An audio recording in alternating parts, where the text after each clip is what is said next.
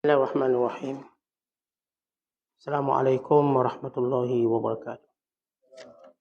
Alhamdulillah, salatu wassalamu ala rasulillah wa ala alihi wa sahbihi wa man wala wa ba'du. Qala al-musannifu rahimahullahu ta'ala wa nafa'ana Allahu bi'ulumihi fid dharaini amin. Telah berkata Imam al-Allamah Syekh Abdul Qasim Al-Qushayri, semoga Allah Ta'ala merahmatinya dan kita mendapat manfaat dan barakah ilmunya.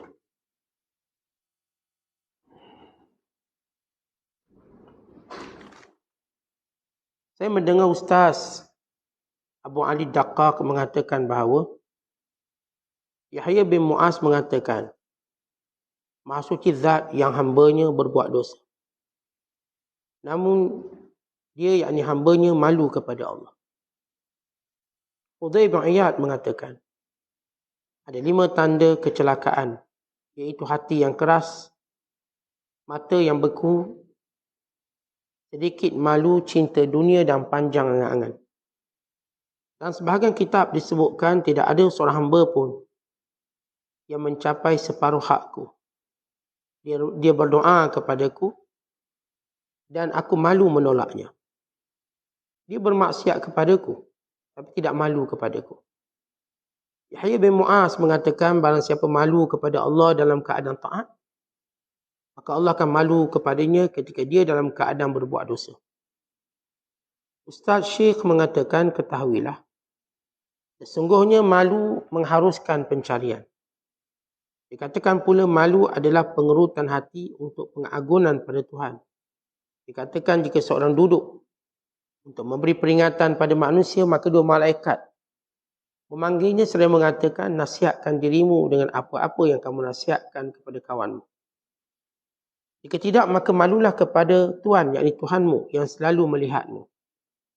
Junaid ditanya tentang malu, lalu beliau menjawab, iaitu memandang kepada nikmat Allah SWT dan melihat kepada keburukan perbuatannya.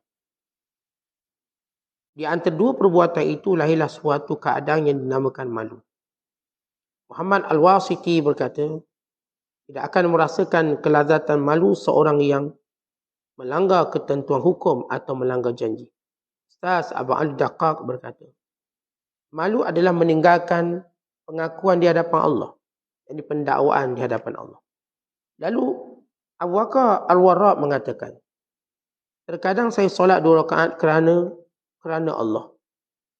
Lalu bila selesai dari keduanya, keadaan saya dalam keadaan sebagai orang yang berpaling dari pencurian semacam ini, berpaling dari pencurian semacam ini merupakan bentuk rasa malu. Muslimin dan muslimat dan penonton yang dirahmati Allah sekalian, masih lagi bicara kita tentang sifat malu yang merupakan sebahagian daripada iman, yang merupakan sifat yang mendatangkan banyak kebaikan, yang merupakan sifat Allah Ta'ala, sifat para Rasul, para Nabi dan para Rasul, yang merupakan sifat pada malaikat, yang merupakan sifat orang-orang soleh, yang merupakan fitrah yang Allah jadikan manusia padanya. Maka orang yang tidak mempunyai sifat malu, maka dia tidak ada iman atau imannya bermasalah. Bagaimana yang disebut dalam hadis Nabi sallallahu alaihi wasallam bahawa iman dan malu itu suatu yang berhubung kait, berhubung rapat. Bila diangkat sesuatu, maka hilanglah sesuatu. Dan sebagaimana kita telah jelaskan bagaimana malu menjadi sebab seorang hamba itu diberikan kerahmatan di sisi Allah. Bila hamba itu malu atas maksiat yang dilakukan, itulah punca Allah mempercepatkan keampunan dan menurunkan rahmatnya dengan cepat. Seorang yang sekadar berhenti buat maksiat tapi tidak mempunyai sifat malu, maka dia sekadar mendapat kemuliaan henti diri daripada maksiat. Dia tidak mendapat rahmat Allah disebabkan sifat malu. Maka kita dah sebut bahawa bagaimana malu ini ialah ukuran tinggi dan rendah iman. Makin tinggi iman seseorang, makin malu dia. Dan peringkat malu, bila kita sebut malu, satu keadaan, satu sifat yang menyebabkan sebagaimana kata Imam An-Nawawi rahimahullah ta'ala. Bila beliau menyebut tentang hakikat malu, haqiqatul haya khuluqun yab'athu ala tarkil al-qabih wa yamna'u at-taqsir fi haqqi dhil haqq. Suatu akhlak yang menyebabkan kita tinggalkan semua benda buruk. Sama ada benda buruk tadi pada kiraan manusia, atau benda buruk tadi pada kiraan orang-orang solehnya, atau benda yang buruk tadi pada kiraan para nabi dan para rasulnya, ataupun benda buruk tadi pada kiraan Allah Subhanahu Wa Taala. Dan menghalang seseorang, bila orang tu ada malu, dia akan menghalang seseorang daripada melakukan kecuaian kepada orang yang punya hak. Baik, dalam nuktah pertama, supaya kita faham makna hakikat malu, kata Al-Imam Yahya bin Sharaf An-Nawawi rahimahullah, ia suatu akhlak, maknanya suatu perbuatan baik. Bila sebut akhlak, maknanya perbuatan baik, yang menghalang, yang menyebabkan seseorang meninggalkan benda yang buruk. Al-qabih. Baik, qabih terdiri pada dua. Satu dipanggil qabih syar'an, perkataan buruk secara syarak. Yang ini perbuatan, perkataan yang haram. Ini kita panggil al-qabihu syar'an ataupun al-qubhu syar'an. Benda buruk di sisi syarak. Yang kedua dipanggil al-qabih, perkara yang buruk adatan. Sedang adat kebiasaan manusia. Kita tahu adat kebiasaan kita. Tempat di mana semua orang diam, tiba-tiba kita seorang bising. Kalau orang malu, dia tak akan buat macam tu. Kenapa? Itu adat kebiasaan. Orang kata, okey, diam. Kita pun diam. Dalam arahan-arahan umum yang ditulis, kita masuk perpustakaan, dia pun tulis, tolong diam. Kita masuk satu tempat, dia tulis, jangan merokok, atau dilarang merokok. Atau kita lalu satu tempat, disebut dilarang pijak rumput. Segala bentuk-bentuk larangan manusia, bila mana orang lain tak buat, tiba-tiba kita buat, berarti kita tak ada perasaan malu. Kalau orang malu, dia akan ambil kira apa pandangan manusia pada dia daripada satu sudut. Allahumma illa melainkan pada perkara yang bercanggah syarak. Pada perkara yang melanggar syarak, bercanggah dengan syarak, maka tidak ada malu pada makhluk. Ada malu pada Allah. Tapi pada perkara yang tidak bercanggah makhluk, maka kita berikut cara dia. Yang disebut dalam kaedah ulama, al-adatu muhakkamatun. Adat kebiasaan manusia adalah menyerupakan hukum.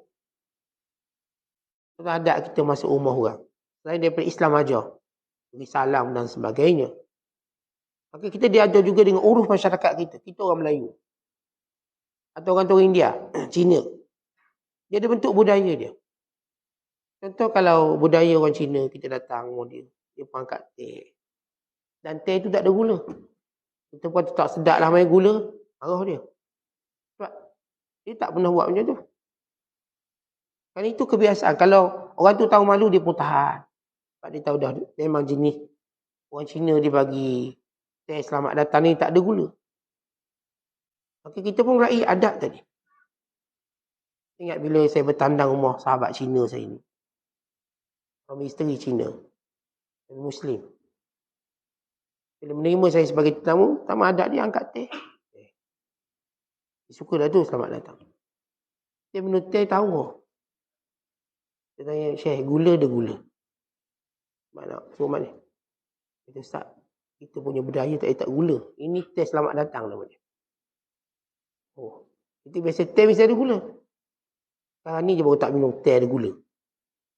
Artinya, itu budaya dia. Kalau kita cuba buat pelik, maka malu. Atau kalau orang pergi ke Itali, makan pizza di Itali contoh, atau makan pasta, dia ada kaedah dia makan. Kalau kita makan lain pada dia, malu orang tengok semua kat kita. Benda itu tidak bercanggah dengan Islam, kerana bentuk budaya. Budaya kita.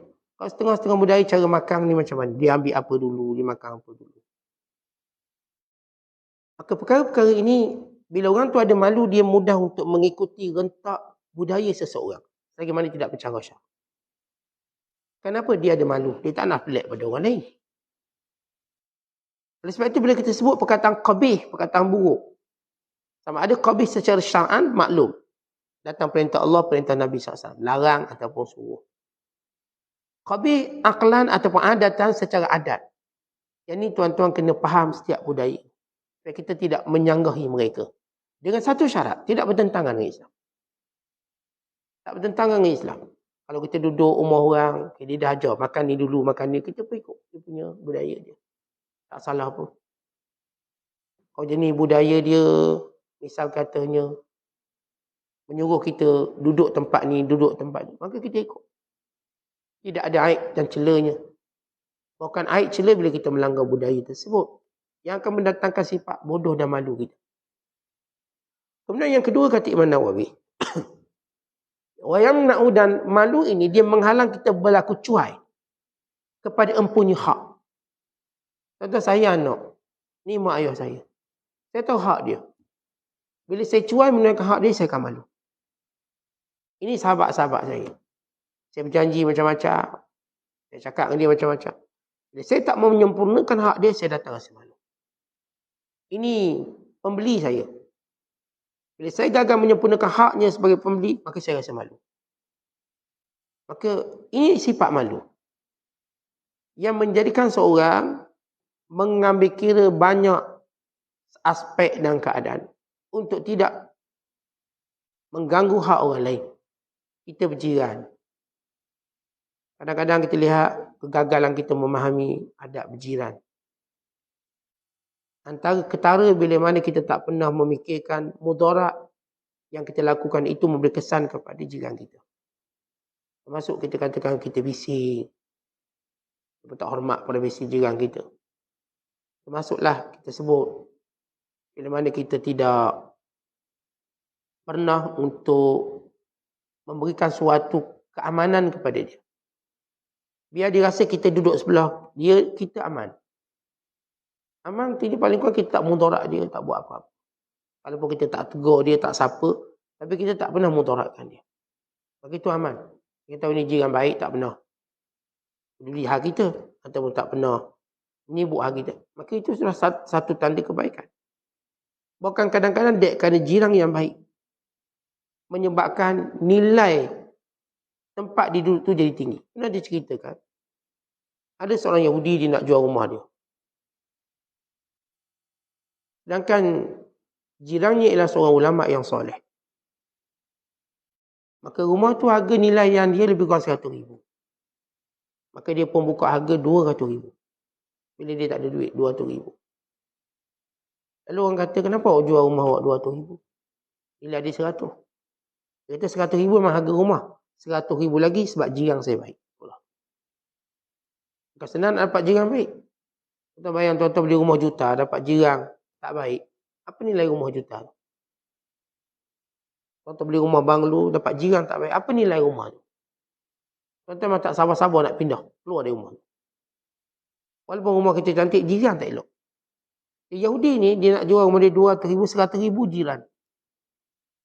Kita bila dengar orang soleh itu, Yahudi nak jual rumah. Kan dia tak ada duit. Maka jiran yang soleh ni yang beli rumah dia. Beri kemudian hadiah balik pada dia.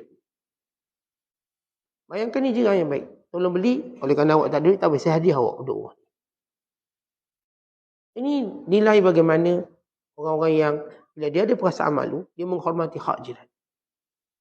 Jirannya merasakan, ini orang yang tahu malu. Dia jaga, tak bagi anak-anak dia menyusahkan jiran sebelah ke. Main bola tendang masuk pagar sebelah. Jangan main bola. Ganggu jiran sebelah. Kena kereta dia, pecah kereta dia, dan sebagainya. Dia beri alasan mudah je, budak-budak usah biarlah dia nak tendang bola. Tapi kita kena faham hukum syarak. Kalau anak kita merosakkan harta orang lain, anak kita memang tak bayar, tapi kita kena bayar. Anak kita memang tak berdosa sebab dia tak balik lagi. Tapi kita yang akan menanggung dhaman ganti rugi. Itu kaedah hukum yang maklum supaya kita mak ayah tahu tanggungjawab pada anak-anak. Anak kita rosakkan spek mata orang.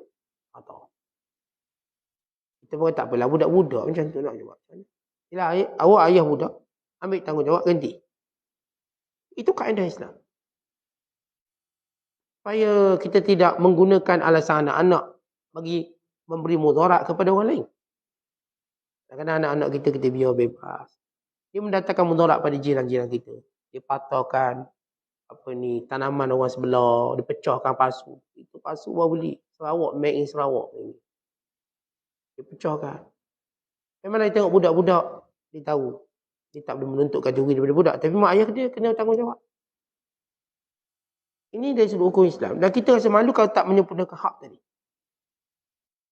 Jadi asbab anak kita punca sekian-sekian, kita malu untuk tidak menggantikan kerugian dia. Maka inilah sifat malu yang menjadikan kita tinggalkan perkara yang buruk tadi dan menjadikan kita menghalang diri kita daripada melakukan kecuaian kepada empunya hak.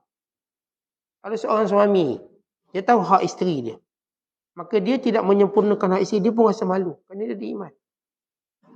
Seorang isteri, dia tak menyempurnakan hak suami dia, maka dia patut rasa malu kerana malu itu sebahagian daripada iman.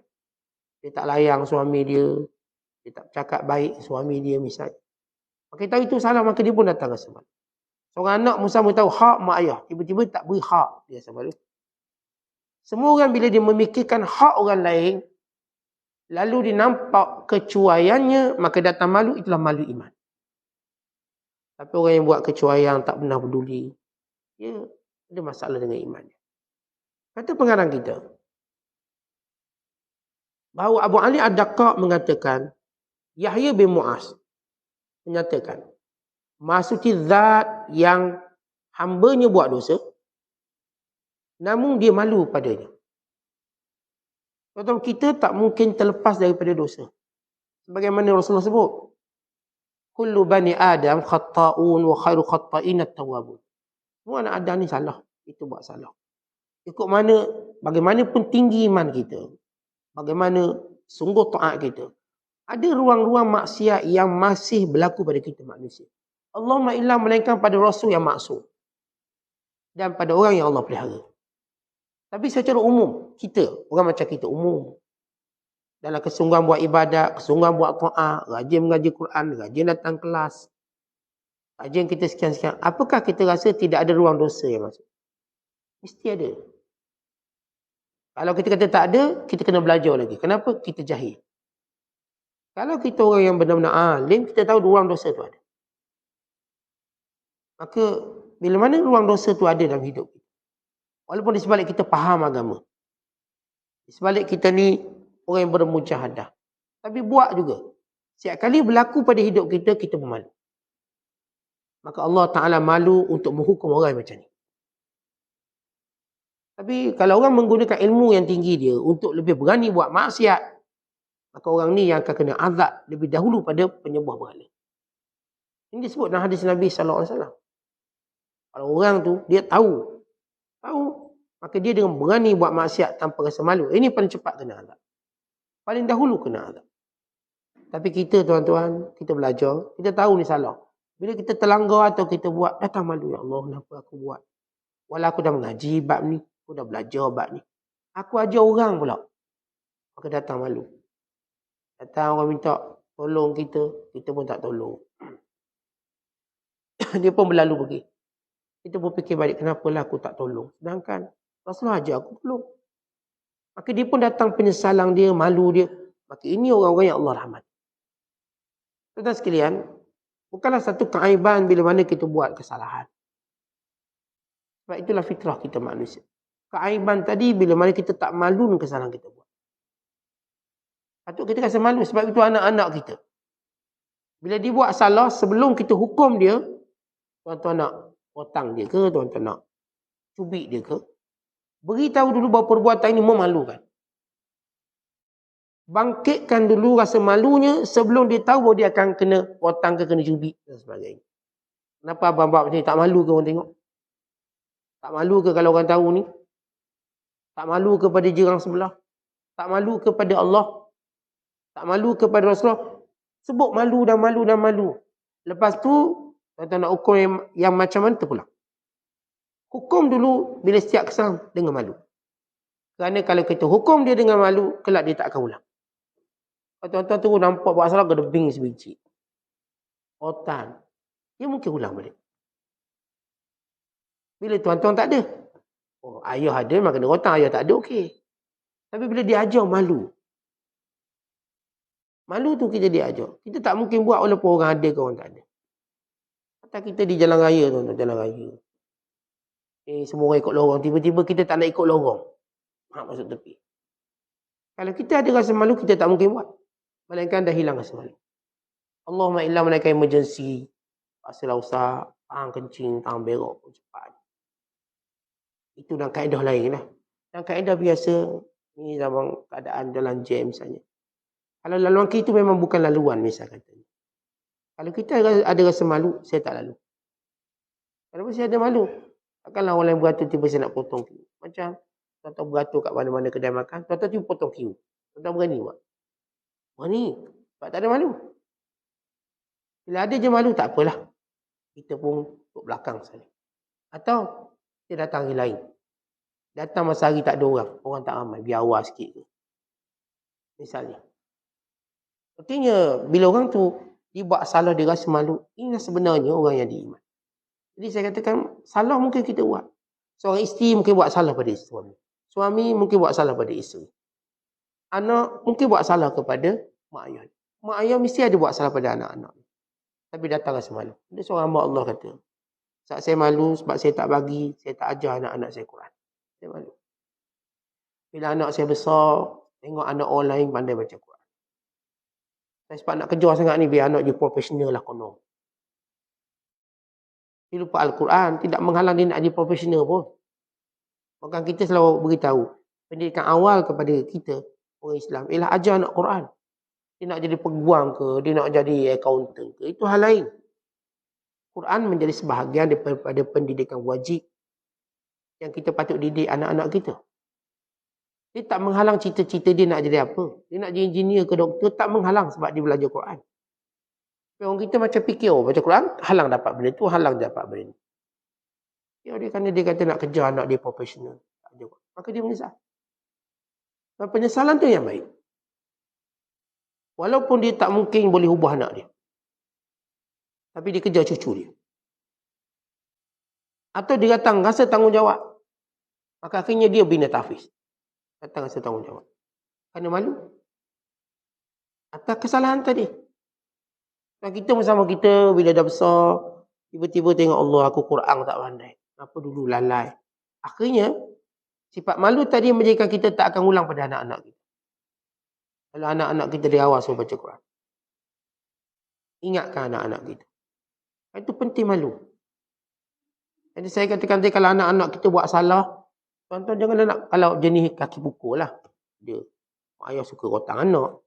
Hanger ke, mata paik ke. Saya suka pukul. Walaupun kita suka kalau anak-anak ini tidak dipukul, itu jauh lebih baik. Kadang-kadang sak geram juga, kacik gigi sak. Ubik juga sikit. Pastikan dia tidak memberi mudarat. Yang kedua, tidak fitnah. Tak jadi fitnah dia bualan jiran-jiran kita. Akhirnya kena report polis, dera budak masuk penjara. Dua garis panduan bila tuan-tuan nak pukul anak-anak. Katakan nak pukul. Yang pertama, jangan beri mudarat. Jangan sampai patah-ketah, luka parah. Jangan beri mudarat. Sampai tinggal kesan lebam dan sebagainya. Yang kedua, jangan mendatangkan fitnah. Jangan semua jiran-jiran tengok, nampak baik, warak, rupanya kaki pukul budak. Anak dia tiap-tiap maghrib menjerit kena pukul. Zaman dulu tak apa, tuan-tuan, rumah jauh-jauh. Jerit jauh-jauh, orang kata tu suara hantu kot. Orang tak kata suara orang. Hari ni rumah kita dekat-dekat. Dan dia orang tengok. Kita gaduh laki bini pun dengar. Kalau batu murah buat rumah, memang dengar. Tak kedap suara. Jadi benda tu akan mengundang fitnah. Okay, elakkan. Namun dari sudut Islam, bila anak-anak tu buat salah, ajar dia malu dah. Beritahu dia, abang kenapa abang buat macam ni? Mana ada orang buat? Abang seorang je buat. Abang salah tau. Ini benda yang salah, patut malu. Kalau kita berjaya membangkitkan rasa malu, dia tak akan ulang sampai bila-bila. Tapi kalau tuan-tuan cuma menghukum dia, dia akan ulang bila tuan-tuan tak ada. Kerana sifat malu sahaja yang mendorong manusia untuk tidak mengulangi sesuatu. Itu dalam Islam, malu ini amat penting. Sehingga Nabi kata, Al-haya la ya'ti illa bi khairin. Al-haya kulluhu khair. Malu semuanya baik. Ketika tuan-tuan malu apa benda pun jadi baik. Malu dengan orang pun bagus. Malu masyarakat pun bagus. Malu dengan Allah, terlebih bagus. Ada hukumnya. Atau bila Rasulullah menyatakan, istahyu minallah kama tastahyi minar rajulis salihi min qaumika. Malulah kamu pada Allah sebagaimana kamu malu dengan lelaki yang baik di kalangan kaum kamu. Maksudnya tuan-tuan, kalau kita malu dengan manusia, boleh tak? Boleh. Malu dengan masyarakat, boleh. Itu dituntut. Yang tak boleh, malu pada masyarakat dalam melanggar perintah Allah. Itu tak boleh. Tak, saya nak semayang tapi malulah orang tengok. Tu saya tak semayang. Itu bukan malu nama dia. Itu fasik. Tak, saya nak tegur dia buat maksiat tapi malulah ustaz. Tu saya biar je dia buat. Maka ini fasik. Bila kita melihat kemungkaran, kita tak tegur, itu bukan tanda malu. Walaupun setengah orang kita kata malu. Tak, saya tengok dah dia buat salah tapi malu nak tegur. Orang terang kita tengok dia buat salah. Baik dalam ibadat dia salah ke, dalam perkara mungkar dia salah ke, malu. Dia tak pakai tudung, malulah nak tegur dia. Kenapa pula tuan-tuan malu? Itu tak nama malu. Itu maknanya kita lemah iman. Malu bukan dalam mencegah perkara maksiat. Satu ketika sedang Nabi SAW jalan, tiba-tiba Rasulullah melihat ada seorang tu mandi tempat biasa orang qada hajat. Tempat biasa orang qada hajat, berak, kencing. Dia mandi kat situ dan keadaan telanjang. Tak malu dia. Lalu Nabi SAW, tak ada orang tegur pula tu. Orang tegur. Macam kita lah, budaya orang kampung mandi pakai spender, seorang pun tak tegur. Kan budaya kampung? Yang ke ini budaya kat negeri mak saya? Tak, ni kampung-kampung je. Ini telaga berkongsi, pakai spender mandi. Relax. Sama jantan. Ya okey. Yang perempuan berkembar, relax. Bila itu berlaku dalam budaya kita. Satu ketika dahulu. Tak mungkin sekarang. Rasulullah SAW tengok seorang tu di mandi telanjang, tempat orang biasa qada hajat, tempat lalu orang manusia. Lalu Rasulullah pun menaiki mimbar. Habis tu naik mimbar untuk menegur perbuatan ini, sebab benda ni bukan dia je buat. Orang yang tengok pun rasa macam tak ada masalah. Dan mungkin akan diulang oleh yang lain-lain. Macam saya kata, benda ni, budaya ni berlaku banyak di kampung-kampung atau di tempat-tempat kita dulu waktu kita duduk kat kampung atau sebagainya. Dan Rasul naik mimbar, Nabi sallallahu alaihi wasallam pun berkhutbah. Lepas Nabi memuji Allah, dan Rasulullah SAW berkata, Inna Allah azza wa jalla halimun hayyun sittirun yuhibbul haya was sitir fa iza iktasa ahadukum falyastatir. Kata Nabi SAW, Allah itu maha lembut. Maksud halim, yang Allah sentiasa memberi kebaikan, nikmat pada manusia. Hayy, Allah itu maha malu. Sitir, maha menutup keaiban. Yuhibbul haya, Allah suka sifat malu. Was-sitir, dia suka orang suka tutup keaiban. Fa iza ikhtasala ahadukum, seorang kamu kalau mandi tutuplah aurat. Falyastatir. Kalau seorang tu mandi tutup aurat, macam saya sebut dalam budaya kampung kita. Atau dalam budaya bandar sekalipun mungkin. Kalau orang jin tak boleh aurat. Kita biasa ke laut ni. Orang ke laut, sama-sama ke laut pakai kain batik. Dia mandi buka kain batik, spender je. Mandi, relax. Jantang semua. Kata ini, bukan masalah jantang semua. Kita tak aurat. Dan seorang kena tegur, malulah. Cik umur 60 mandi pakai spender, malu. Bukan budak-budak ni pakai pampers. Cik ni tempat orang, budak-budak tengok. Anak-anak dara lalu. Maka Rasulullah mencegah kemungkaran ini. Nabi naik mimbar, Nabi kata, Allah maha besar kurniaannya. Allah tu maha malu. Hayy. Sitir. Allah maha menutup keaiban. Dan Allah suka kalau manusia tunjuk watak malu. Dan Allah suka pada manusia suka tutup keaiban orang. Dan bila seorang kau mandi, maka hendaklah ditutup diri. Lepas tu tuan-tuan, bila kita mandi, tutup pintu. Misalnya. Apa ustaz, anak-anak kita bukan kena ajar malu. Anak kita buat ada aurat. Atau isteri kita memang tak ada aurat kita dengan dia. Namun kita juga malu. Kita mandi pun tutup pintu. Kadang-kadang kunci. Kalau percaya bini, buka ni malu. Sampai macam tu kita jaga malu. Dan kalau kita baca kisah-kisah para sahabat radhiyallahu anhum ajma'in. Kadang mereka dia punya malu hatta sama kawan-kawan lelaki mereka, Mereka tak tunjuk pun kulit mereka. Tak tunjuk kulit mereka. Seperti kisah Uthman bin Affan. Bahkan kalau kita baca kisah Nabi Allah Musa AS. Nabi Musa ni dia amat pemalu.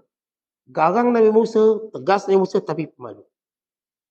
Sehingga Nabi Musa AS dia tak pernah buka baju dia depan orang. Tak pernah. Yang kata aurat dia, baju dia.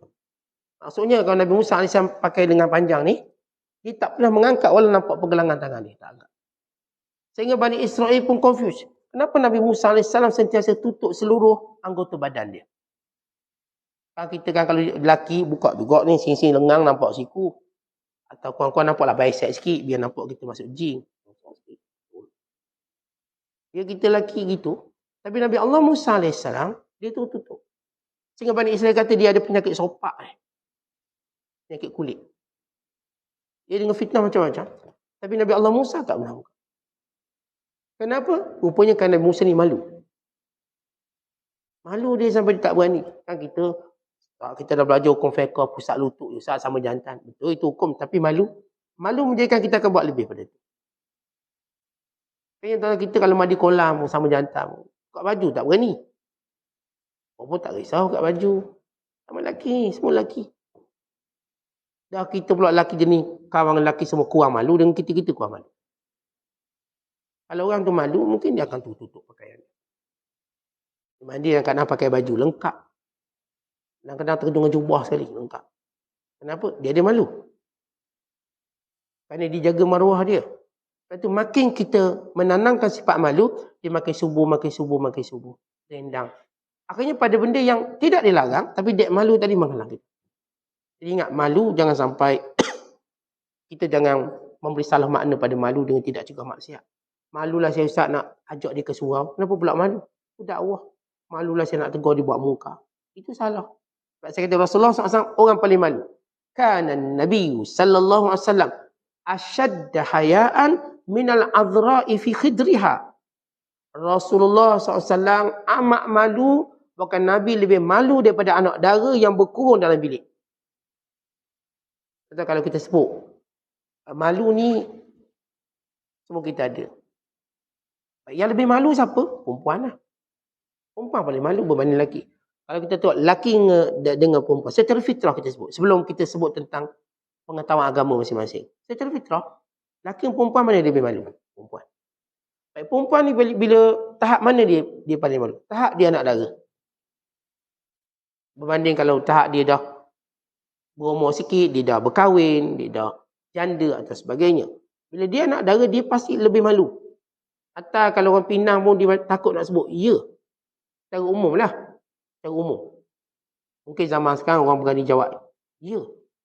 Tapi mungkin dia ada malu dalam hal yang lain. Nabi SAW lebih malu pada anak dara tu. Imam Nawawi dibahaskan hadis ni. Malu macam mana sampai Rasul lebih malu pada anak dara? Apakah Nabi tak keluar rumah? Sebab kita duk bayang anak dara tak keluar rumah. Anak dara ni, apa sifat malu kalau tersebut anak dara? Kalau dia berjalan slow. Kalau kita pakat tengok rebah dia, malu. Malu anak dara. Baik, di mana malu Rasulullah sebagaimana malu anak dara bahkan lebih pada tu. Kata Nawawi rahimahullah, Nabi malu dalam menjaga tutur kata. Nabi tak akan cakap benda pun. Itu antara dikatakan parameter pertama atau ukuran pertama nak tahu kata malu tak malu, tengok cara dia bercakap. Kalau mulut dia tanpa segan silu, semua keluar perkataan yang tak baik, kita tahu dia tak malu.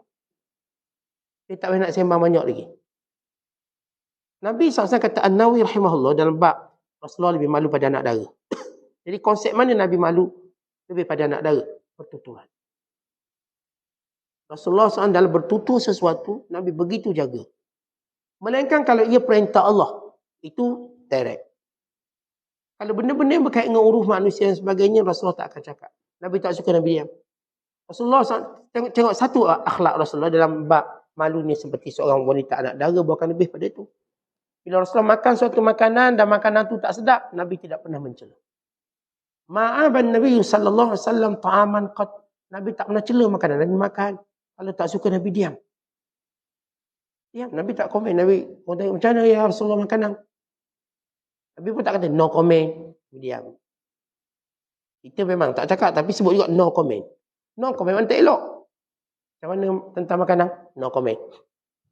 Nampak macam baik dah. Rupanya kata no comment tu tak sedap. Dia faham? Nabi SAW tak sebut no comment. Diam. Macam mana makanan? Diam. Kalau sedap, Rasulullah makan. Kalau tak sedap, Rasulullah diam. Bagaimana ataupun kita katakan malu Rasulullah SAW sebagaimana malu anak dara ialah pada pertuturan. Anak dara kita ni tuan-tuan. Sebelum tuan-tuan cerita nak ajar dia malu dengan cara pakaian dia, malu dengan cara duduk bilik, jangan keluar tengah orang sembang. Ajar pertama pada anak dara kita ni malu ialah anak-anak perempuan kita mula bercakap bahasa-bahasa kasar, bahasa pasar, bahasa samsing, bahasa gangster. Bahasa-bahasa yang digunakan dalam pertuturan yang tidak sihat. Ketahuilah anak dara kita ini terdedah dengan kerosakannya. Tapi kalau tuan-tuan boleh memelihara anak-anak dara tuan-tuan bercakap elok-elok. Nada suara yang digunakan, kalimah yang dipilih. Maka ini menandakan anak dara kita masih lagi menjaga sifat malu. Tapi kalau anak dara kita bercakap aku mu, menjerit sana, menjerit sini. Maka kita patut tengok balik apa nasihat yang kita belum berikan pada dia. Kadang-kadang kita anak dara dia bercakap aku mu, begitu kasar cakap aku mu. Ingat kalau zaman kita budak. Kau cakap aku mu, mak kau lempang budak ni cakap aku mu. Kau cakap saya, kita. Tak boleh cakap aku mu. Kenapa nak jaga budaya kasar? Buat aku kasar. Mu kasar. Maka dia ajar dibentuk. Cakap saya, kita atau sebut nama. Awang. Awang nak ke kedai. Tak boleh cakap mak aku nak ke kedai. Wah kasar budak ni. Mak saya nak ke kedai. Mak kita nak ke kedai. Mak awang nak ke kedai. Ataupun nama diri kita. Mak Ahmad nak ke kedai. Umi. Tetapi bagaimana budaya mendidik perkataan. Hatta perkataan aku mu padahal. Apa dosa yang sebut aku mu? Kita pun doa, ya Allah aku mohon padamu. Okey je. Dan doa lain. Dan doa itu bukan satu muamalah kasar. Itu menunjukkan muamalah hampir dekat. Tapi dalam perbualan ini. Bila kita nampak secara perbualan ia agak kasar. Bila kita masuk sekolah agama. Tak cakap saya, tak cakap kita, cakap anak anta. Nah lagi lembut anak anta. Anta nak ke mana? Dan mula-mula tu bertukar juga domain. Anak saya, anta awak lelaki. Tapi mula start belajar bahasa Arab. Kita terbalik. Kita pun tanya, anak nak ke mana anak? Patut tanya, anta nak ke mana? Dah terbalik. Anak nak ke mana? Mana? Tahu anta nak ke mana? Terbalik. Tapi ada usaha nak cakap bahasa yang paling lembut. Dulu-dulu, kalau tuan-tuan masih ingat tahun 80-an sebelah, geng-geng yang baru masuk usrah, mesti dia akan cakap anak anta. Lembut sikit, anak enta. Dia lembut sikit. Dah budaya itu dah tak ada cakap aku mu. Kita pun confirm, ni anak anta ni sekolah agama ni. Anta nak ke mana? Anti. Ukti, akhi. Bunyinya lembut. Kerana bahasa Arab sinonim dengan agama. Bukan kita kata nak cakap Arab, tapi nak tunjuk lembut berbicara. Kita cakap anak. Tapi bila kita nak gaduh, sebut anak anta, tak jadi gaduh. Anta jangan samsir sangat. Nanti anak pukul anta. Lain. Bunyinya, macam nak ajak ke masjid. Bila, kalau kita kata gangster guna ayat anak anta, agak-agak ada orang takut. Kata dia ni nak pukul ke nak gurau. Dia cakap, anta kalau samsir sangat nanti anak lempang anta. Dia tak menakutkan kerana bahasa tu bahasa lembut anak anta. Secara umum kita sebut. Jadi di sini bagaimana dalam mendidik anak dara, didiklah perkataan dahulu. Sebelum tuan-tuan cerita aurat dia, tuan-tuan ajar dia bercakap. Lepas tu kita anak-anak perempuan kita. Mereka bukan tu keluar tutup aurat. Balik tutup aurat. Apa yang dia ajar dulu? Perkataan. Ajar perkataan baik-baik. Perkataan yang menandakan malu. InsyaAllah mudah tutup aurat. Tapi bila perkataan pun tidak melambangkan malu, dia dengan mudah buka aurat. Atau kita lelaki pun sama. Kita nak didik anak-anak kita, ajar dia cara bercakap. Kita dulu mak ayah beritahu jangan sampai orang tua bercakap. Abdullah bin Umar duduk bersama orang tua kalangan sahabat Rasulullah. Dan Rasulullah pun bawa teka-teki, nak teka satu. Apa dia? Satu pokok yang bandingannya macam orang Islam. Pokok tu. Apa dia pokok? Yang semuanya ada guna. Sahabat pun teka pokok apa macam orang Islam. Pokok apa? Pokok. Tak nampak. Dia punya wajah syabah atau dia punya bayangan dia tak nampak. Abdullah bin Umar dalam hati dia jawab, pokok kurma lah. Pokok kurma tu bandingannya macam orang Islam. Semuanya ada guna. Lepahnya, akarnya, batangnya, buahnya, yang putih, yang masak, semua ada guna. 1001 guna. Boleh dikatakan sebatang kurma tu, tak ada benda pun yang dibuang. Semua boleh guna. Atau kurma yang buruknya boleh jadikan makanan ternakan. Makanan kambing lembu. Semua. Jadi Rasulullah SAW teka, ada satu pokok. Masaluhu kamasalil mu'min. Bandingannya seperti bandingan orang beriman. Abdullah bin Umar sebab dia kecil. Depan ni semua orang otai-otai, dia tak boleh jawab. Kenapa? Dia malu. Malu nak jawab depan orang tua. Nanti kan nampak jadi orang tua pula bodoh. Nampak dia cerdik. Orang tua tak tengok budak muda cerdik. Dengki pula. Marah pula. Dan oleh kerana ni majlis-majlis ni Rasulullah tanya. Orang-orang yang utuh nak beri keutamaan. Lalu Rasulullah pun jawab. Bandingan orang beriman seperti pokok kurma. Orang iman ni macam pokok kurma. Semuanya ada faedah. Semuanya baik. Ikut mana pun kita orang Islam ni ada faedah masing-masing. Yang alim tinggi seperti kurma ajwa. Atau yang kata walau jahil tak erti tapi dia Islam, boleh juga faedah dia. Boleh bagi makanan ternakan. Yang gagak boleh jadi batang titian. Yang ini, orang Islam ni semua ada guna. Dan masing-masing ada fungsi dia. Membentuk sebatang pohon kurma. Yang jadi pelepahnya, pelepah. Lalu, Abdullah bin Umar pun cerita pada ayah dia, Umar kata, ayah, tadi Rasulullah berteka, saya tahu jawapan. Habis kenapa tak jawab? Kata Umar kata, malu. Kalau kamu jawab, ayah kamu bangga, anak cerdik. Kalau Umar jawab, ayah bangga. Ayah tak jawab tak apa, anak boleh jawab, cukup. Tengoklah keturunan siapa. Macam tu. Jadi kita boleh claim lagi lah. Umar Khattab kata, kalau kamu jawab pasti ayah kamu bangga. Seronok. Kita dapat jawab teka-teka Rasulullah. Seronok sebab Nabi akan doakan. Bukan macam kita teka-teki ni.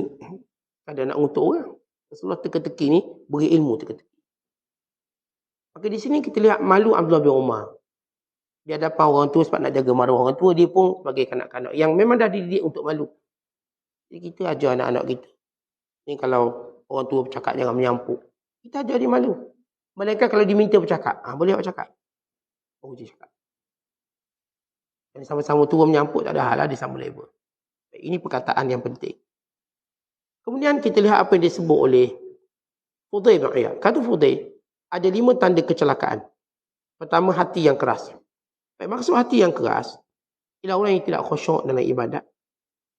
Maksud hati yang keras ialah orang yang tidak mudah menerima nasihat. Orang yang tidak terkesan bila menceritakan hal akhirat. Yang tidak terkesan bila mana mengingati mati. Ini keras. Yang kedua, mata yang beku. Maksudnya ialah yang tidak menangis kerana takutkan Allah. Rindukan Allah. Kerana bimbangkan masa keadaan dirinya di dalam putaran kehidupannya sehingga bertemu dengan Allah. Kata saya selalu sebut bila kalau orang kata dia itu selalu menangis Tuhan ni, itu tetap dianggap sebagai mata yang beku. Mata yang betul-betul baik ialah menangis kerana Allah. Kalau kita menangis sebab masalah keluarga, menangis sebab masalah peribadi, menangis masalah kita dengan orang, itu bukan tanda mata kita tak beku. Menangis yang dimaksudkan di sini ialah menangis bila fikir dosa kita, maksiat kita, kecuaian kita, menangis malu kita atas nikmat yang Allah beri pada kita. Kita tidak menterjemahkan dengan baik. Inilah dinamakan menangis orang yang hati, orang yang mata tak.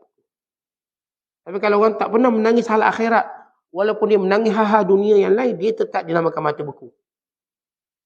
Air mata ni tuan-tuan, dia seperti air yang akan menyuburkan tanaman. Kalau air mata takutkan Allah, dia seperti air yang kita siram pokok. Tapi kalau sekiranya air mata kerana urusan dunia, dia seperti air masin yang kita siram pokok. Kita ambil air masin, siram pokok. Mati ke hidup? Mati pokok tu. Maksudnya kalau tuan-tuan menangis hal dunia, hati tuan-tuan makin mati. Nangis sebab apa tak boleh naik gaji, nangis. Nangis sebab tak boleh naik pangkat. Nangis sebab apa tak boleh tukar sekolah, nangis. Nangis. Hal-hal dunia, itu jadikan hati kita makin lemah, mati. Umpama tuan-tuan ambil pokok, tuan-tuan siramlah dia dengan air laut. Apakah tuan-tuan menyangka dia akan subur? Tapi kalau kita menangis kerana Allah sebut umpama air yang nyaman, air yang baik, kita pun siram pada pokok, dia akan tumbuh. Ingat, hati kita, dia perlukan pada air mata yang takutkan Allah, bukan air mata yang cintakan dunia. Kerana air mata cintakan dunia menyebabkan hati makin lemah dan berputus asa. Akhirnya tuan-tuan tengoklah orang yang bunuh diri tu. Mula dia menangis hadi dia, menangis, lepas tu putus asa, nekat bunuh diri. Berarti itu tetap namanya mata beku. Sebab tangisannya pada dunia. Yang ketiga, ialah bila dia sikit malu. Qillatul haya. Malunya sedikit. Sepatutnya tuan-tuan, malu ni kalau kita umpamakan duit.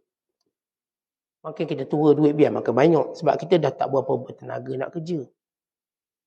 Malu ni tuan-tuan, makin kita berusaha, tak dekat dengan Allah, patut makin banyak malu kita. Tiba sikit juga malu. Tua-tua karaoke lagi, tua-tua duk ngorak orang lagi. Tua-tua duk lepak tengah-tengah jalan dengan orang muda. Tua-tua tunjuk watak orang muda. Yang kita pernah sebut kata-kata para ulama. Antara yang paling tercela orang tua yang tunjuk watak orang muda. Watak orang tak nak mati. Dengan tua macam ni, lepak kat mana? Pavilion lepak tua. Lepak kat pusat beli belah kat mall kat dia. Rambut belah tepi, tunggu kat situ. Tapi dah tua, seorang-seorang menyanyi. Kata ni gila ke tua? Kalau dalam situasi macam tu, malunya tak ada. Berarti, ni macam saya sebut tadi, kita boleh makin tua, biar duit makin banyak. Kenapa? Senang urusan kita. Tak perlu lagi kita tu fikir nak kerja, penat, tulang belakang dah sakit, kaki dah sakit, masa dah suntuk. Malu juga begitu. Kita bila dah tua, patut malu lebih tinggi. Dengan usia muda yang kita habiskan dengan tidak bermanfaat. Tiba-tiba kurang malu. Ini tanda celaka. Kemudian yang keempat, cinta dunia. Cinta dunia, dia masih fikir dunia nak terima dia. Tuan-tuan kita, kalau ketuk pintu rumah orang, berapa kali tuan-tuan akan ketuk pintu rumah orang dan beri salam? 3 kali, Ustaz. Assalamualaikum, Assalamualaikum, Assalamualaikum. Ketuk-ketuk. Kali tak buka juga. Tak buka, mana tak nak terima lah kita. Kata dunia macam tu. Bila kita sampai umur tua, kita cuba nak dunia-dunia tak nak kita. Gigi dah tak ada.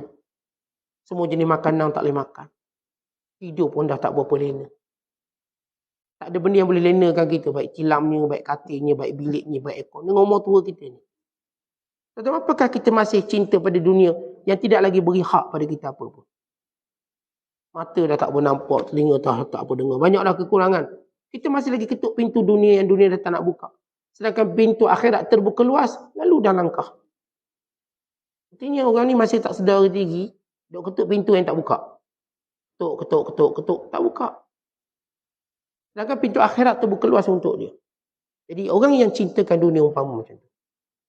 Sebab sehebat mana pun kita cinta dunia, dunia tak cinta kat kita. Tu kena ingat.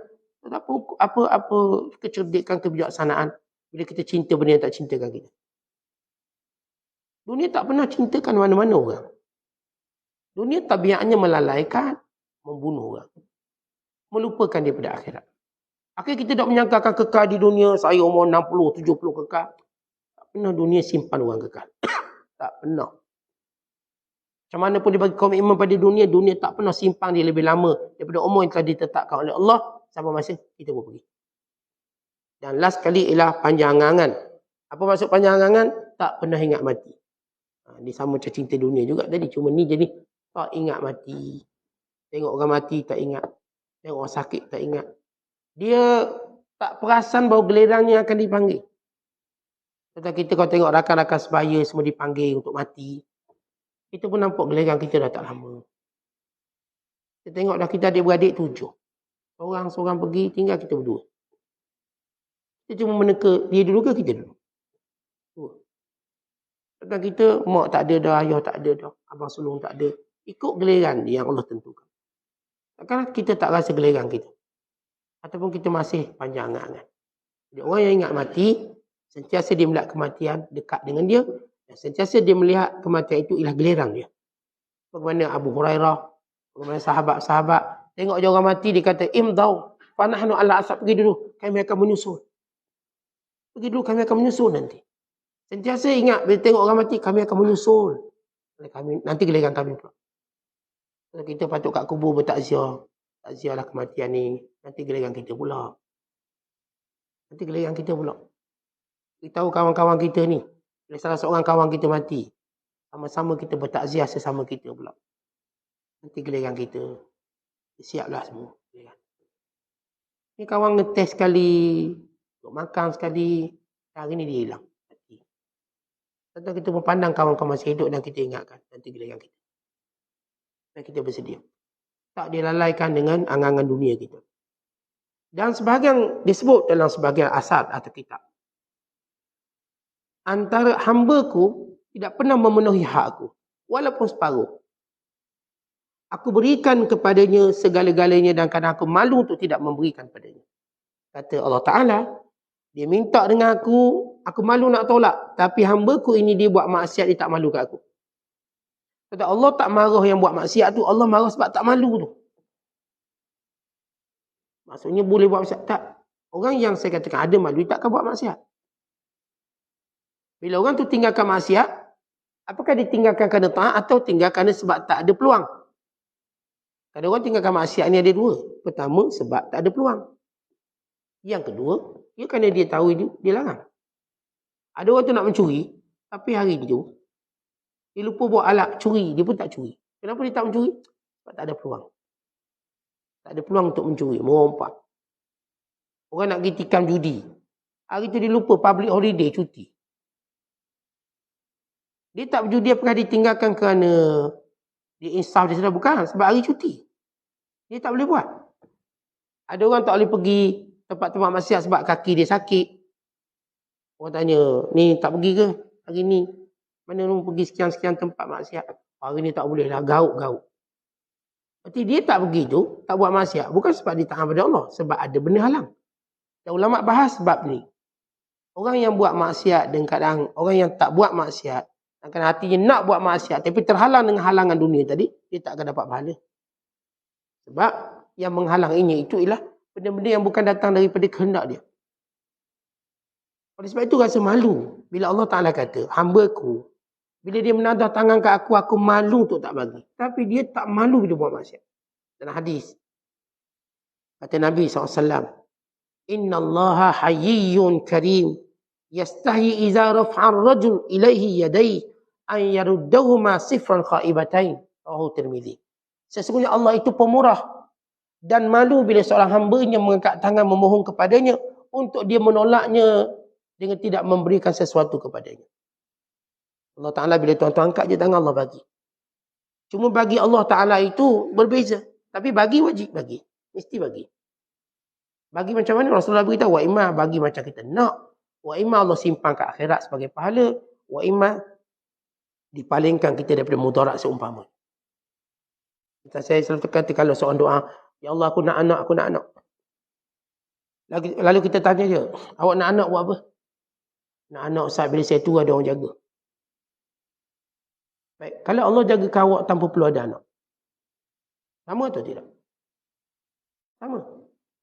Artinya, kalau awak, bila saya katakan, setiap orang bila dia memohon pada Allah sesuatu, kalau kita tanya dia, sebab apa dia nak benda tu? Dia mesti sebut sebab. Maka Allah beri sebab tu tanpa beri apa dia nak. Maka itu sudah cukup. Dan itu lebih baik sebenarnya. Tuan-tuan, mana lebih baik?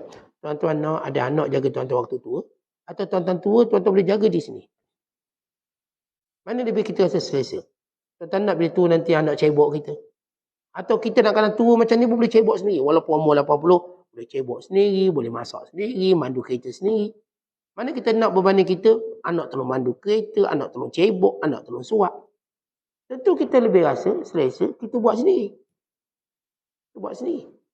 Itu di sebalik kita doa, ada anak jaga kita hari tua. Tiba-tiba, kalau, ini sebut, secara iftiradi, kalau Allah tak bagi, Allah akan palingkan kita apa yang kita takuti. Tak, saya bimbang Ustaz nanti tua ni tak ada pencing, KWSP tak ada, EPF tak ada. Macam mana hidup ni Ustaz? Geng-geng saya semua ada KWSP. Tak macam bimbang, mohon pada Allah. Mohon pada Allah. Akhirnya orang tak ada KDSP, tak ada IP, okey, tak ada masalah. Jalan macam biasa. Kadang-kadang yang di KDSP pula, duitnya hilang sekaligus, lepuh hilang. Kena tipu. Aku nak keluar umur 50 nak keluar, kena tipu dah habis. Umur 55 kena tipu lagi, habis lagi. Akhirnya nasib dia sama dengan orang yang tak ada KDSP. Sama-sama tak ada. Jadi, kebimbangan kita tadi, diamankan dengan doa pada Allah. Dan Allah Ta'ala bila kita doa, mesti bagi. Kaedah bagaimana Allah bagi, terserah pada Allah apa yang baik untuk kita. Apa yang baik untuk kita. Yahya bin Mu'az mengatakan, barang siapa yang malu kepada Allah dalam keadaan taat, maka Allah malu kepadanya ketika dia buat dosa. Seorang bila dia buat taat, dia pun rasa malu, ya Allah, ibadat aku tak sempurna, ya Allah. Maka kalau dia ni tergelincir buat maksiat, Allah juga malu untuk hukum dia. Analogi yang mudah kita faham macam ni. Contoh kalau saya cikgu lah, anak murid saya ni sentiasa dengar cakap saya. Bawa buku, datang awal masa belajar beri tumpuan. Tiba-tiba ada hari dia tak buat buku. Agak-agak saya hukum dia atau tidak? Saya tak akan hukum dia. Dia buat salah. Orang lain mungkin saya hukum. Sebab apa? Sebab anak murid ni baik. Kalau hukum pun hukum slow-slow je. Kadang-kadang bila kita cikgu. Kita dah kenal anak murid ni memang baik. Tapi sesekali dia mungkin langgar. Mungkin dia tak langgar sesekali. Kalau pun kita rotang, sentuh rotan je. Sikit. Biar budak lain tak tahu kita rotang dia. Biar budak-budak nampak macam rotan. Kenapa? Rekod dia baik. Tapi dia mungkin buat silap. Bila seorang hamba tadi dia buat taat, malu pada Allah dan dia rasa bahawa taatnya taklah sempurna. Andai kata dia buat maksiat, Allah tak akan hukum dia. Dia kenapa? Sebab dia ada sifat malu waktu dia buat ketaatan pada Allah. Kemudian kata Syekh lagi tentang malu. Ketahuilah bahawa sesungguhnya malu itu mewajibkan pencarian. Tetapi maksud? Bila sebut malu, maka kita akan mencari kesempurnaan. Kadang orang malu takkan redha benda itu berulang dan dia akan buat lebih baik. Tetamu datang rumah kita. Kita hari itu betul-betul tak ada duit. Dia datang tengah bulan. Bulan mana duit tak banyak. Kita pun angkatlah dia mi goreng kosong, mi goreng bodoh, dia tak ada benda. Kopok pun tak ada. Tapi kita malu tamu ni jauh. Dia olehkan duit tak ada. Atau kita akan panggil dia sekali lagi untuk buat lebih baik. Panggil dia, Li, boleh tak datang ke bulan yang nak surprise sikit. Datang kali yang berikutnya dengan mi, dengan nasi, semua ada. Siap boleh bungkus. Kenapa?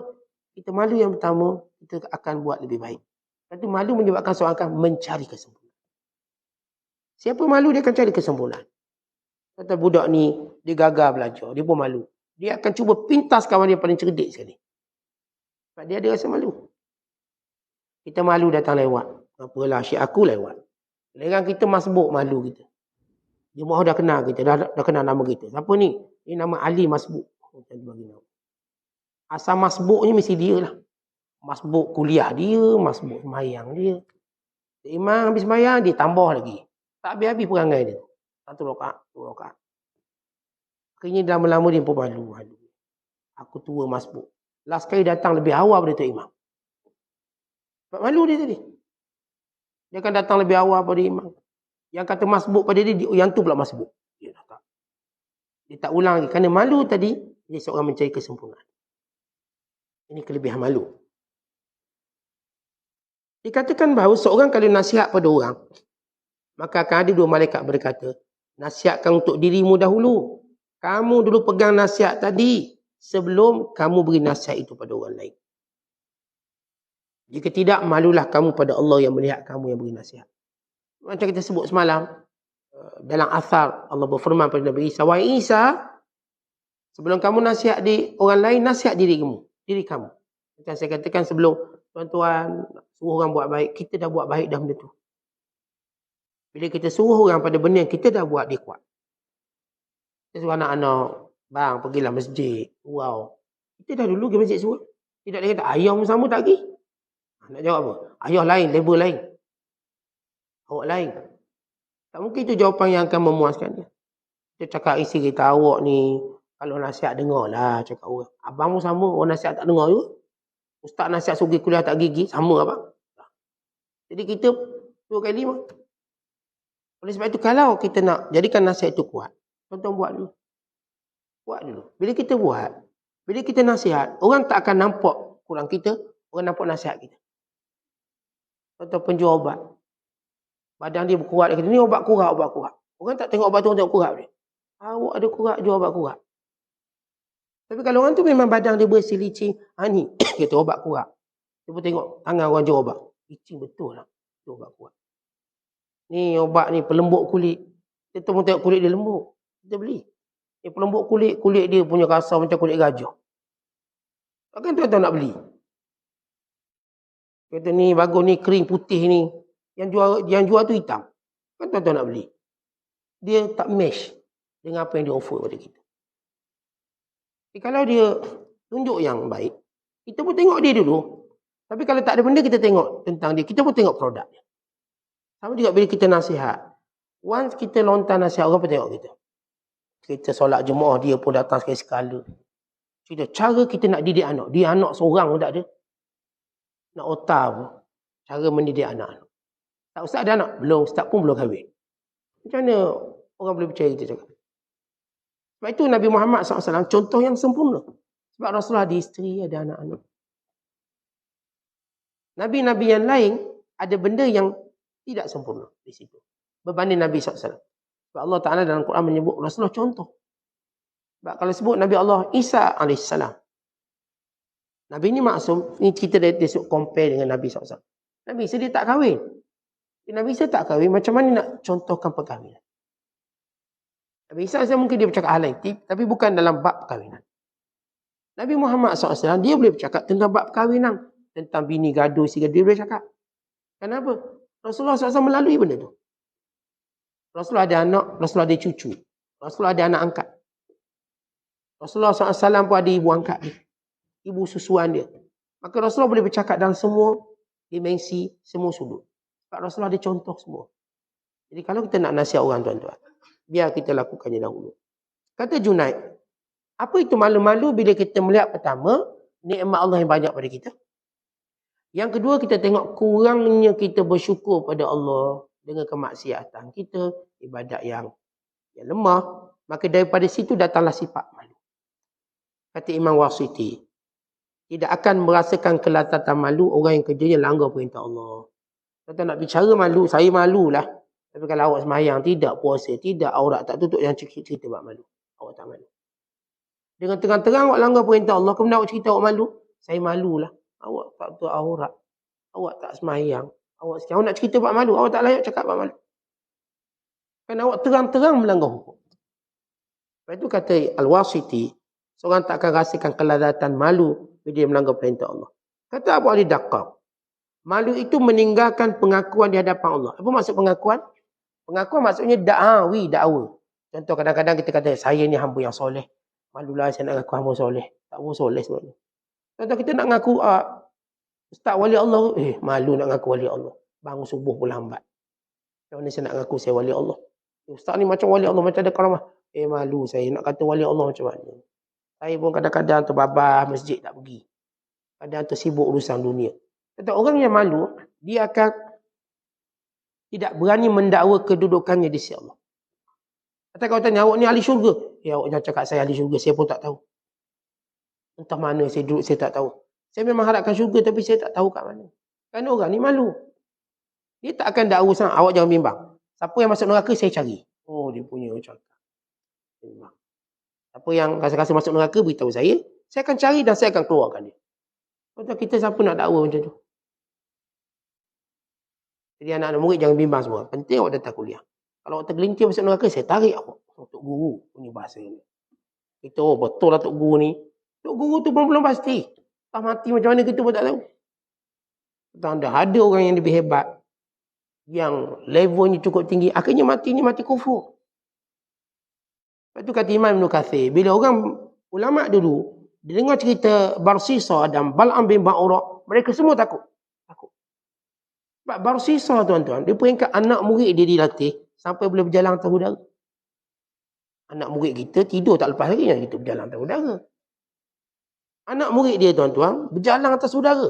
Pun dia mati dalam keadaan kufur. Ini Bal'am bin Ba'ura. Sezaman dengan Nabi Musa AS. Sezaman Nabi Musa dengan doa mustajab. Hebat. Lihat bagaimana dipergunakan oleh kerajaan Tauhid untuk menentang Nabi Musa. Akhirnya dia mati dalam keadaan tak baik.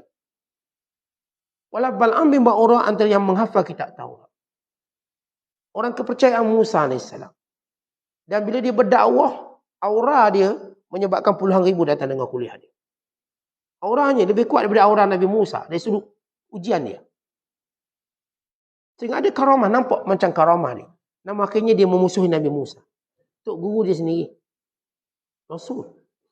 Akhirnya mati ni dekat keadaan yang tak baik.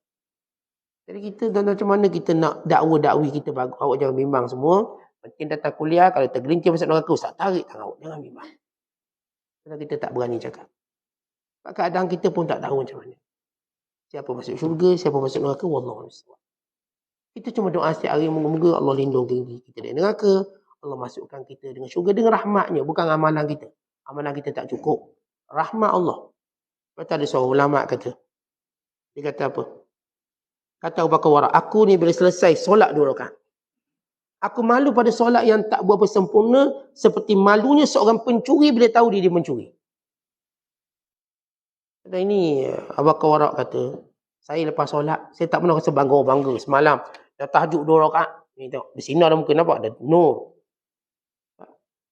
Dia orang tuan-tuan solat 2 rakaat. Lepas habis solat, rasa apa? Malu, solat ni tak sempurna. Macam malunya seorang pencuri bila dia tahu dia mencuri. Dan ini juga yang disebut oleh Sufyan Ats-Tsauri. Lepas dia semayang, dia pun termenung panjang. Kata Syekh, kenapa Syekh lepas semayang dia termenung? Lepas semayang termenung. Kita lepas gaji termenung. Lalu kata Sufyan Ats-Tsauri, saya bimbang solat saya seperti kain buruk yang Allah baling semula ke muka saya. Saya takut solat saya ni, Allah baling seperti baling kain buruk. Maksudnya tak terima. Saya takut Tuhan tak terima. Sampai selepas dia solat, dia rasa takut Tuhan tak terima. Kita lepas solat sikit, angkat dada. Macam tak nyari wali, Ustaz. Kali pertama solat subuh berjemaah, dah macam wali. Kata mereka yang iltizam dengan ibadat, tetap nampak bahawa dalam ibadat mereka masih belum beri hak sebenar ibadat. Baca Quran dah banyak ni, tetap rasa, ya Allah, masih aku buat benda lain lebih banyak. Kadang-kadang mereka bandingkan masa tidur mereka dengan masa baca Quran. Tidur 8 jam, baca Quran 2 jam. Malunya pada Allah. Jangan tidur kita 8 jam tak pernah kurang tu pening kepala. Tu tambah kuliah sikit. Tak cukup 8 jam. Tapi Quran kalau kurang baca, relax. Takkan kita malu pada Allah yang bagi rezeki. Macam tuan-tuan pergi kerja, dia bayar gaji, kemudian tuan-tuan tidur kat pejabat. Tuan-tuan tak malu ke? Ni, majikan kita bayar gaji dengan allowance sekian. Kita kerja. Tiba kita pergi pejabat tidur. Tuan-tuan jangan kata tidur 5 jam. Tidur setengah jam pun rasa bersalah. Ni Allah jadikan kita ibadat pada Allah. Menyembah Allah. Tiba-tiba waktu tidur kita lebih banyak daripada waktu ibadat. Takkan kita rasa malu? Kita nak buat apa jumpa Allah? Tidur punya banyak. Masa semayang tidur. Kuliah jangan cerita. Tidur. Masa tidur memang tidur. Masa mandu pun tidur. Boleh mandu tidur juga dia.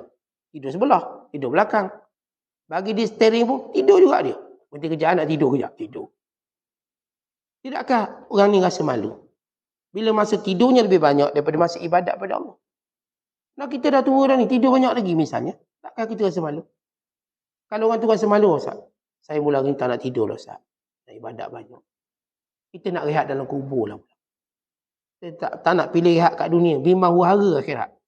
Kita pilih rehat kita dalam kubur. Di sini waktu saya bersungguh untuk buat ibadat. Wallahu a'lam. Assalamualaikum.